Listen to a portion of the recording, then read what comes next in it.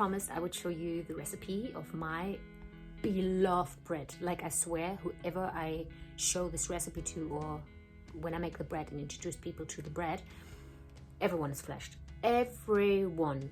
So when I came to Australia, I came with a friend, and his mother lived already here in Australia, but she's German, and she showed me that bread recipe because she was just not able to find the perfect bread here in Australia. She had to help herself, and I don't know where she found this recipe, or she made it up herself, but I'm forever thankful. It is fantastic. And I even introduced my friends in Germany to it, and they're all making it now. In honor of the lady I learned it from, it should be called the Gertrude bread.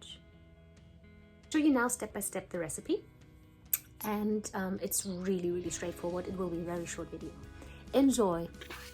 Okay, let's get started. So the ingredients are 600 to 800 grams of flour, 200 grams of nuts and seeds, 1 pack dry yeast, 1 teaspoon fine salt, 2 tablespoons vinegar, 2 tablespoons olive oil, and about 500 milliliters warm water. Okay, you can use any flour you like. I really like to use wholemeal, rye meal, and I always add as well some white flour to it, just like 100-200 grams, so the dough becomes very sticky and the gluten in it helps. Then you add your nuts and seeds to it, and your 1-2 teaspoons of salt, I would say. I added some apricots here, dry apricots. You can use any dry fruits. Then the vinegar and the oil. I just give a good splash in it. I don't really measure it with spoons anymore. And then also 1 pack of dry yeast. After that, I blend in the warm water. It needs to be nice and warm. When I add the water, I know, okay, do I need more water or do I need more flour? In this case, I would say definitely more water. I think I get more water here. Yes, so I would definitely add more water. So you want the dough to be nice and gluey. So the texture of it is like you pull the spoon out and the dough is kind of almost still running down, but not runny, really more sticky and gluey.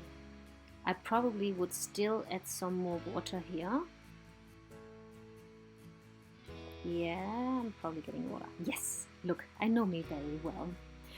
Yes, so I think that looks better. I think that looks pretty good.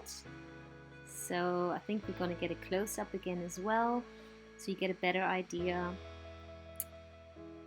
And here we go. Yeah, here you see it. It's really nice and gluey. That's perfect.